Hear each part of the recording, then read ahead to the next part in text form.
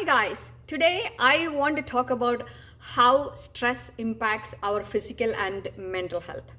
I think most of us are aware of the fact that almost more than 90% of chronic illnesses in the modern society are caused by stress. I'm sure there is a lot of talk about it. I am going to give you lots of information, so get ready. I was actually shocked by the number of studies I found while researching the topic for this video. I'm not going to list all of those here to save time, as I want to talk more about how stress impacts our bodies and what we can do about it. It's a topic worth discussing, I feel, considering how serious it is. I did mention about stress being one of the reasons for keeping our blood sugar high in my previous video. Please watch it if you haven't already. This topic is my favorite topic, as I used to be cortisol dominant for almost all my adult life, causing several things to my body and mind without being aware of the depth of it. That too after being trained in mental health with 2 master's degrees. It's funny how little they teach you about these things in the universities. I'm not saying that I didn't know, but the depth and the multiple levels of how it impacts each system in our bodies to create diseases, that's what I didn't know.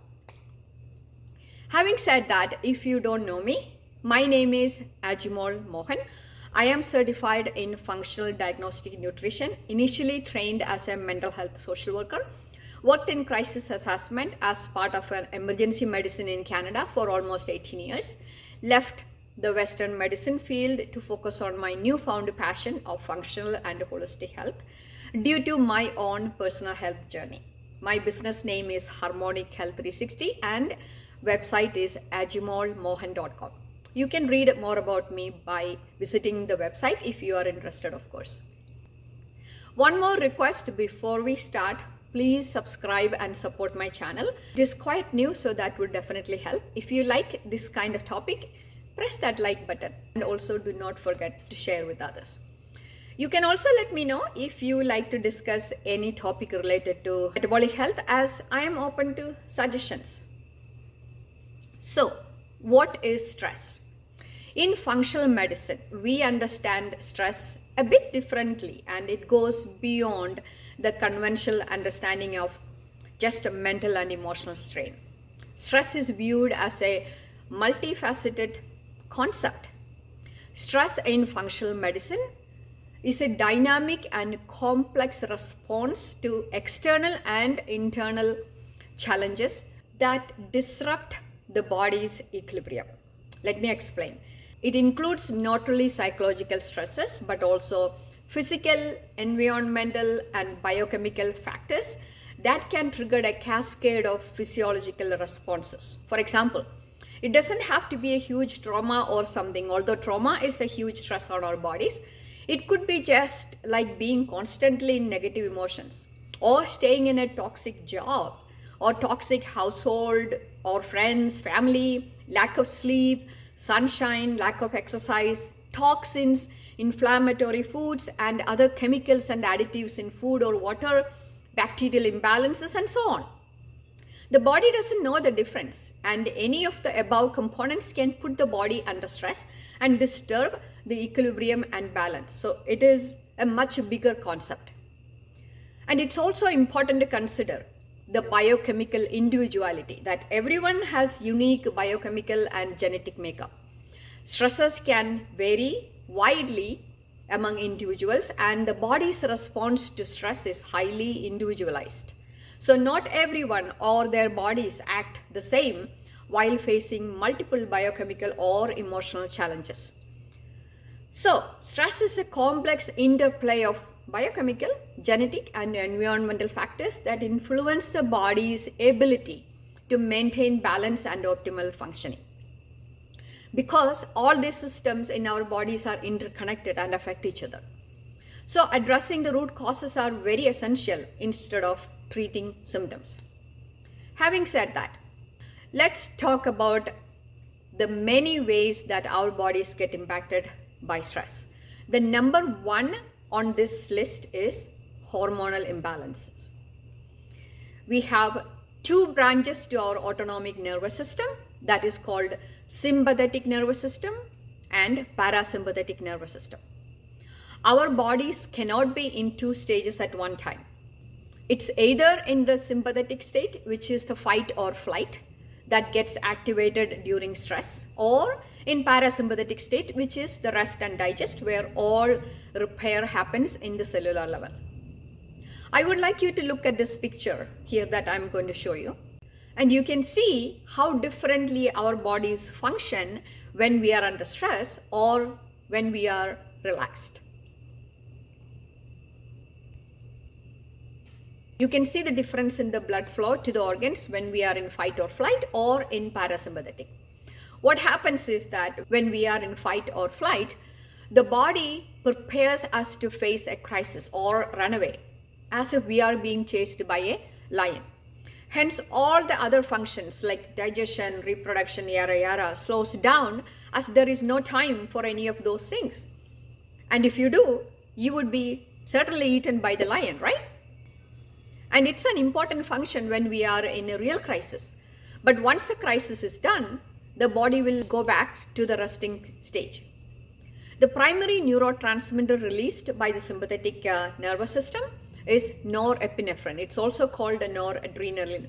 Activation of the sympathetic nervous system prepares the body for immediate action by increasing heart rate, dilating the pupils, inhibiting digestion, and redirecting the blood flow to the muscles. This physiological response is designed to help the body, like I said, respond quickly to a perceived threat. But what is happening in our modern life? We are constantly in fight or flight. We are running from place to place, trying to finish deadlines, or driving kids and doing chores. We don't sit down to eat or take a walk or even go to bed on time because there is no time. You get the picture, right? The issue here is our bodies cannot function this way for long, because our bodies will have chronic high levels of stress hormones like cortisol and adrenaline, and prolonged elevation of these hormones can disrupt the balance of other hormones in the body like cortisol, insulin, thyroid hormones, sex hormones, and so on. So these imbalances can contribute to a range of health issues, including metabolic dysfunction, adrenal fatigue, and reproductive problems. Now, let's look at what happens when the body is in a parasympathetic state. The parasympathetic nervous system is activated during periods of rest, relaxation, and digestion. The primary neurotransmitter released by the parasympathetic nervous system is acetylcholine, which is an important neurotransmitter for many important cognitive functions. Activation of the parasympathetic nervous system promotes activities that conserve and restore energy, not spending. It slows down heart rate, constricts the pupils, stimulates digestion, and enhances nutrient absorption. Parasympathetic response allows the body to recover, repair, and maintain bodily functions during periods of calm. I hope you understand clearly what's going on here. The second impact I like to talk about today is inflammation. You know, most of the serious chronic diseases are caused by inflammation. Stress, both physical and emotional, can contribute to a pro-inflammatory, that means support inflammation, state in the body, which is linked to conditions like autoimmune diseases, cardiovascular diseases, and various metabolic disorders, including cancer. Because stress triggers an inflammatory response in the body, while acute inflammation is a normal part of our immune system's defense mechanism, chronic inflammation can contribute to various chronic diseases, like I mentioned earlier, cardiovascular diseases, diabetes, and autoimmune conditions, and much more. The third factor that impacts by stress is digestion. We already learned that digestion slows down if you are in flight or fight mode. Remember the picture I showed you? Chronic stress can impact the digestive system by reducing blood flow to the digestive organs. So that slows down digestion and it alters gut permeability, that is leaky gut, means the particles that should not enter the bloodstream enters inside and create a huge inflammatory response from our bodies. This is how people even develop food sensitivities.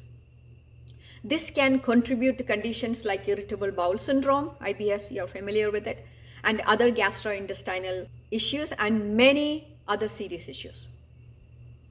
So the next factor is connected to this digestion, it is gut health. Especially in functional health, we emphasize the bidirectional communication between the gut and the brain. Stress can impact gut microbiome, disrupt gut barrier function, that is another name for leaky gut syndrome, and contribute to many gastrointestinal issues. Conversely, imbalances in the gut can influence mental health as well, and also stress responses. Like I said, this factor is closely linked to digestion because all these are interconnected. Of course, digestion and gut health and gut-brain axis are all connected. Let's see what happens to our immune system, which is the next factor I want to talk about. Stress weakens our immune system. How? Prolonged stress suppresses the immune system, making the body more susceptible to infections and other illnesses. It can also exacerbate existing autoimmune conditions by promoting further inflammation. The next factor that I want to talk about is disrupted sleep patterns. Stress often leads to sleep disturbances. We all know that, right? That is crucial for overall health. Poor sleep quality or insufficient sleep can impact immune function, cognitive performance, and increase the risk of chronic conditions like obesity, diabetes, cardiovascular illnesses. Plus, if our circadian rhythm, that is the body's natural clock, is altered due to improper sleep patterns, it adds another huge stress on our system. Next is unhealthy lifestyle choices. People under chronic stress may end up having unhealthy coping mechanisms like overeating, consuming excessive amounts of alcohol or caffeine, and neglecting regular exercise. And all these behaviors can contribute to the development of chronic diseases. Lastly, certainly not the least, genetic expression. Did you know that chronic stress can influence gene expression? This has been proven by a field of study known as epigenetic. I did mention about epigenetic in my previous video as well. Epigenetic is all other environmental factors other than genetics. So this may contribute to the activation or suppression of certain genes associated with various health outcomes.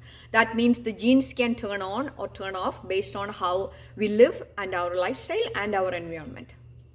In summary, maintaining a balance between these two systems, the sympathetic and the parasympathetic, is crucial for our overall health.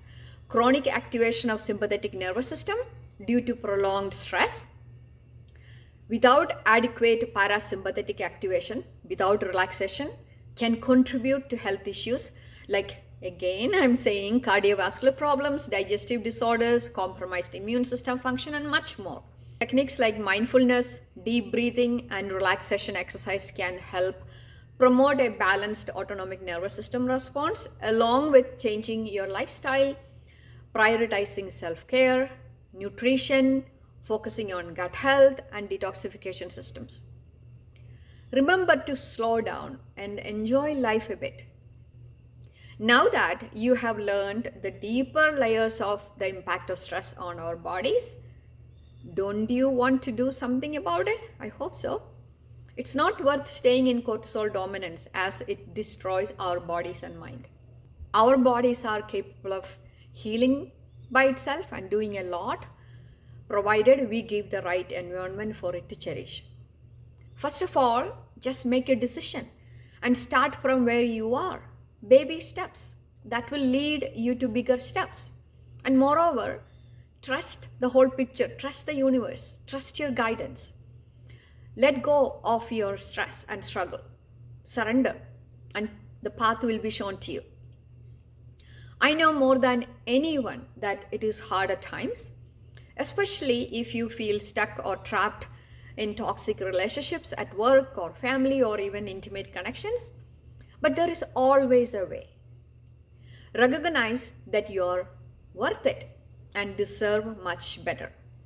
Talk to a supportive family member or a friend, or even find a therapist that resonates with you who would help you to find a solution.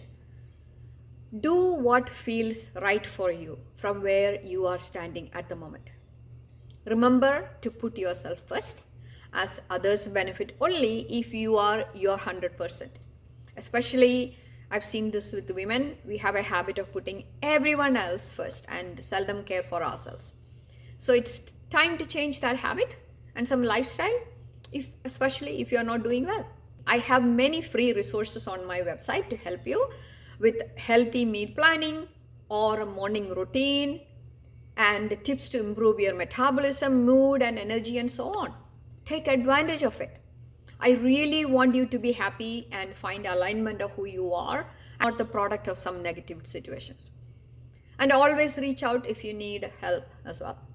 My metabolic reset and other comprehensive courses and programs are holistic in nature, and I teach about all these topics in detail.